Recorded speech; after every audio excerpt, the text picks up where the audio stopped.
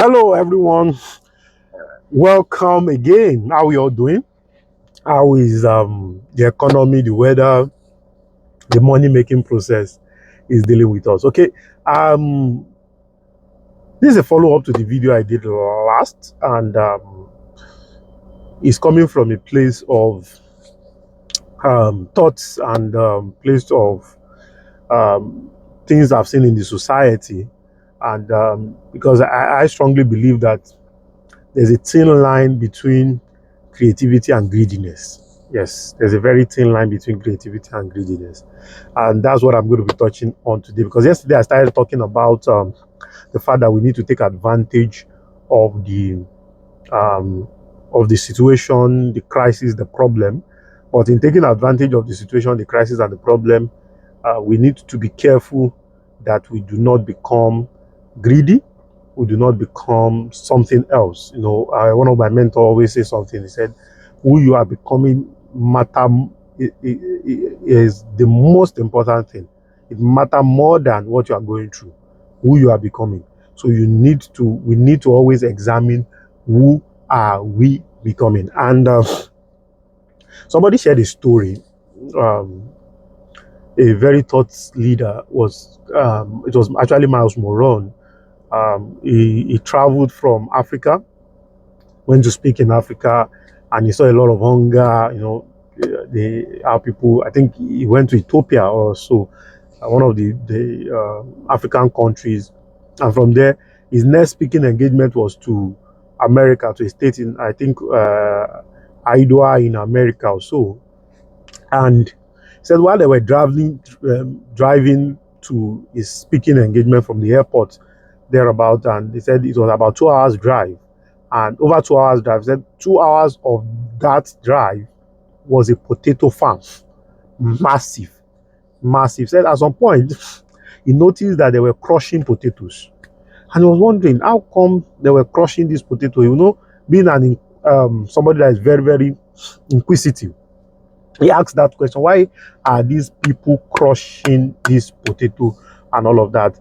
And basically, he said that he was able to find out that the reason why they are crushing the potato is because they don't want to sell the potato in the market, because the price of potato is crashing.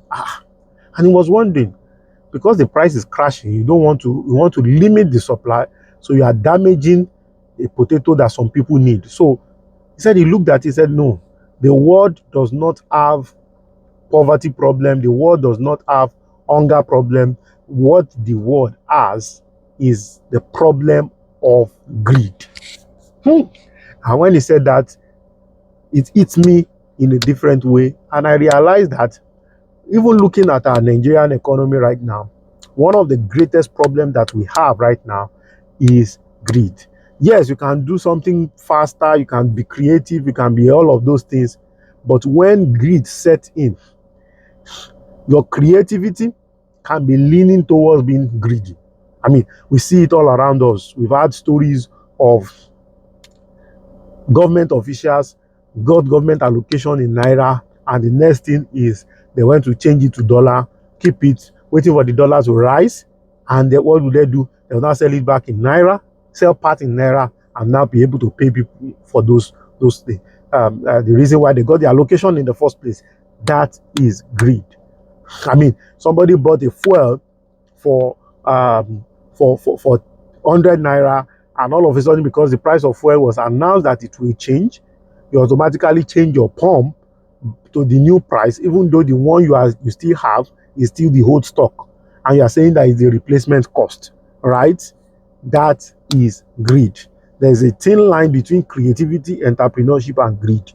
So we need to always watch it. Yes, I know that replacement cost in all the economic terms, all the monetary terms, and all of those things, but there is a place where greed needs to be pushed out of the society. That's the truth. Corruption is a product of greed. Economic sabotage is a product of greed. Everybody just wants to prepare for a tomorrow that they are not even certain they are going to play a part in. It is very, very, very important. So as we journey through this challenging period, inflation and all of those things, Let our creativity be tailored towards solving problems. Our creativity should not be tailored towards multiplying the greed and the hunger in the land. Why hoard food? For instance, knowing fully well that these things are basic human needs. Why hoard foods, right? So when we want to start our entrepreneurial journey, or you have started your entrepreneurial journey, look towards solving problem, not compounding the problem. We need to continually examine our processes, our systems, our structure.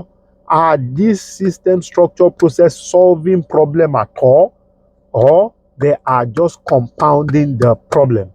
It's a very tough question. It's a very hard one that as business people that we need to really, really check out. The fact that you are the one at the center stage right now does not mean that you should now compound the problem to accumulate wealth. That is very, very, very dangerous. And you know the thing about some of these things that we do is that we set precedence. And as soon as you set precedence, automatically what you have done has been set in a motion to repeat itself. It has been set in a motion to repeat itself. Precedence is what we set most of the time. And most of the time when we set this precedence, history repeats itself. We that set the precedence, we often do not even know that we have actually set precedence. We do not, because most of the time we don't even wait to see the consequence of the actions, our inactions, and the precedence that we have set. So we need to make choices that does not protect our today, but protect our posterity. Because posterity is the footprint that we leave on the sands of time. And that is very, very, very important. So as we are journeying through life, how do we want to be remembered? Do we want to be remembered as those that solve problems, not accumulate the problem that we have currently in the world? I want us to give that a deep, deep, deep, deep thought. So my name still remains Okpe Oluwa Oni. Don't forget to like, share, and subscribe. Greed does not take any man anywhere. Greed does not take any man anywhere. Greed will never, has never taken any man anywhere. Your life is too small to be the purpose of your living. It cannot be. Your own life is too small and too insignificant to be the only reason why God created you in this world. That cannot be the only reason why God created you. And God cannot plant you on this earth just for you to feed your mouth. Feed the mouth of the children in your future. However, we need to understand something. That if we truly solve the problem of the future, there is no way our future will not be sorted. All the accumulation that we are trying to do right now can automatically be solved if we genuinely solve the problem of the future. If that is what is pertinent in our mind, pertinent before us, important issue before us, definitely it will solve the problem of our own future too. So why worry about the future? Why worry about what to hit, what not to hit, what will your tomorrow look like, fly all over the world? Why worry about it? When by solving, I remember the story of Martin Luther King. I remember the story of Mother Teresa. These are people that never flew all around the world. I was not even born when they were created. But look at today. The problem that they solved is still setting precedence till today. So, greed and creativity, there's a thin line between them. So don't let greed overshadow your creativity as an entrepreneur. So thank you very much for staying tuned. Don't forget to like, share, and subscribe. That will be all for now.